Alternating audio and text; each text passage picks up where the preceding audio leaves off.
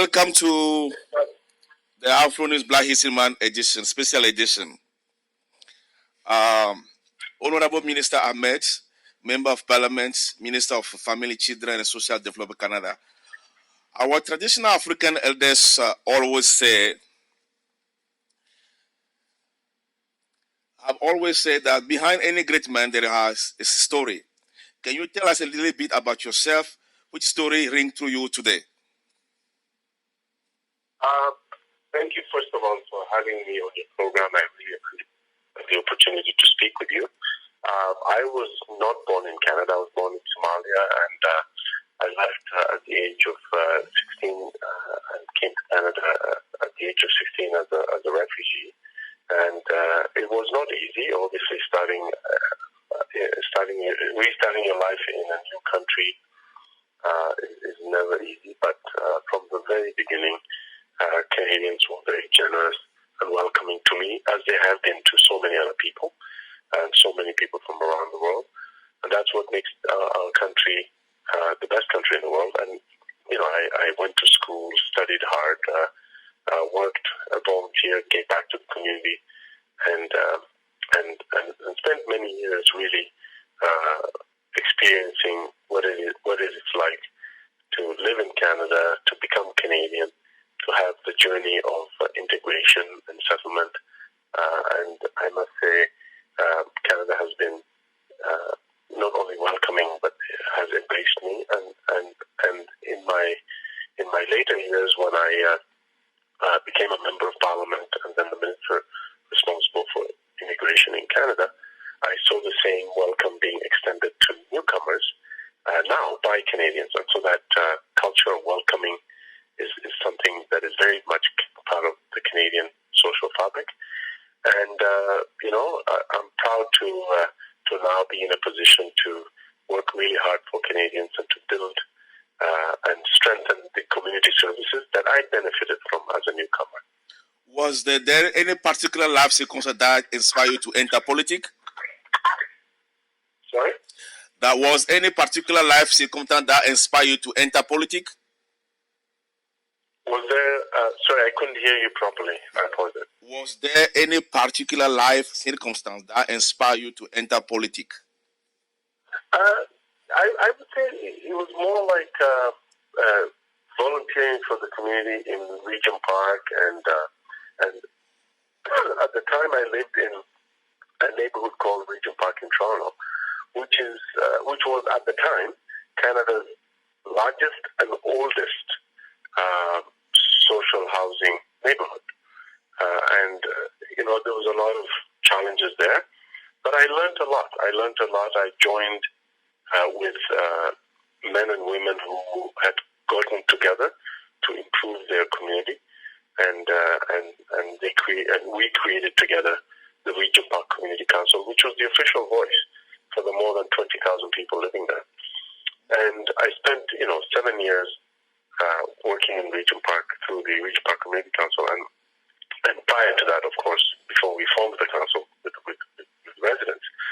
And that gave me a really good education and experience on the importance of public service, on how you can use politics and public service to do good, and how community development and community organizing can make positive changes in the community. That was my first kind of exposure to dealing with politicians, but also to dealing with government structures. And for me, it gave me a window into that, and I was very much appreciative of that experience. And but it didn't. Although it made me appreciate the work that politicians do every single day to improve their community, it didn't lead to me running for office. I just focused on community development, and then I went back to school to become a lawyer, practiced criminal defense, immigration and refugee law and human rights as a lawyer in Toronto. And it was only after that, in 2014, that an opportunity opened up, and a number of my friends said, convinced me to run. And they said, you should run because the social and community services that you benefited from are now in need for protection. Because a lot of those services were being cut, a lot of those community services were being threatened. And they said, you should stand up and defend those services that are so important to individuals and families in your community and in the larger city of Toronto. So that's what convinced me to run. But I hadn't planned on running, or I hadn't really seen myself as a politician prior to that. Can you describe to us how the overall landscape of your ministry in Canada look at today, at this moment? So I am the minister in charge of families, children, and social development. I'm the minister responsible for the Canada Mortgage and Housing Corporation and the National Housing Strategy. This is a $70 billion plus 10-year plan to make sure that every Canadian has a safe and affordable place to call home. So we've been investing in affordable housing. We've been investing in the building of more rental construction or rental units through the Rental Construction Financing Initiative. Our government has been very aggressive in dealing with chronic homelessness, and in fact, we have dedicated to eliminate chronic homelessness from Canada by leading by example, by investing in the federal program to fight homelessness called Reaching Home, and a lot of the policies that we've introduced have had a dramatic difference to improve the lives of middle-class Canadians. Policies like the Canada Child Benefit have reduced child poverty and lifted hundreds of thousands of children out of poverty.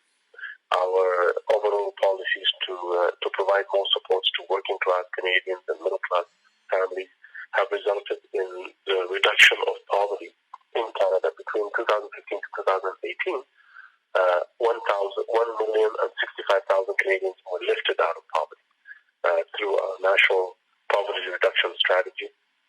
We are committed to making sure that we continue to support workers, to support seniors, to support children, and to support families, especially during the COVID-19 pandemic. What some particular challenge you face in this part of portfolio? I would say that, it is always, COVID-19 has presented a serious challenge to our social fabric. We have seen how the pandemic has disproportionately affected Indigenous, racialized Canadians, as well as other vulnerable Canadians. We've seen that the supports that people rely on have been under threat. That's why we introduced the Emergency Community Support Fund. So we're doing everything that we can to support Canadians so that they can get through COVID. Because we recognize that this is an extraordinary situation, and so COVID has been quite a challenge, and we need to deal with it, and we are dealing with it. But we also need to make sure that we work towards putting in place policies that will enable us to recover from COVID in an inclusive and strong manner. Yeah, it seemed like when we talked at that point, it seemed like the worldwide epidemic crisis creating a very polarizing effect. What do you feel like Canada is doing to set an example in attitude or in solution? We are making sure that we are there for Canadian families, as I said. We're there for Canadian workers through the Canada Emergency Wage Subsidy. We're there for folks who need extra help, who have lost their jobs, through payments and income support through the Canada Recovery Benefit and the Canada Caregiver Benefit, as well as the Canada Sickness Benefit. We are investing in more supports for families with children by increasing the Canada Child Benefit. We are investing in the construction of rapid housing through the Rapid Housing Initiative, $1 billion to build over 3,000 affordable housing units. So these are measures that we're taking to, and I hope it shows an example to the rest of the world that Canada is taking care of Canadians, that Canada is committed to being there for all its citizens, And in fact, that Canada would also help a global citizen in the area of vaccines, in the area of reinforcing the health systems of other countries. We have announced further increases to our international development efforts to help other countries and other communities to also deal with the impacts of the COVID-19 pandemic.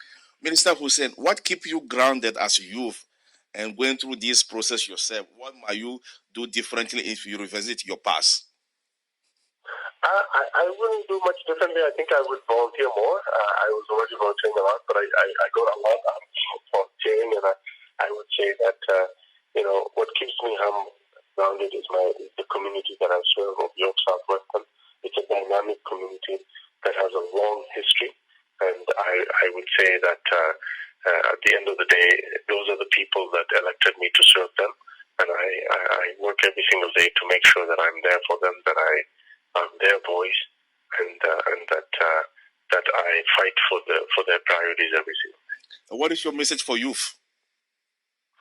I would say to youth, the Canadian government has your back. We introduced the Canada Emergency Student Benefit as well. Many youth benefited from the Canada Emergency Response Benefit. We are making sure that we invest in the upskilling of young people through the youth employment strategy, as well as enabling them to easier access the union environment through investments in enabling them to access the building trade. And we are working very hard, for example, to ensure that Canadian youth have access to reasonable measures through the Canada student loans as well as the grant system to ease their way. We have doubled the Canada student grant. We have eased suspended interest payments on loans for this year, and we have also instituted measures to ensure that students only start to pay when they work. In our last question, what Black History Month mean to you? Black History Month means is an opportunity for all of us in Canada to really reflect and acknowledge and celebrate the contributions and the history of Black Canadians and their contributions and the ongoing contributions to Canada. But Black History Month also is an opportunity for all of us to recognize the reality of systemic racism in Canada, but to also take measures to address that reality and to stand in solidarity with Black Canadians so that we create a more inclusive Canada. Minister Hussen, thank you so much for your service and your dedication and all you have done for Canada and all the community here. And we thank you so much to participate at this event. Thank you so much for having me. I appreciate it.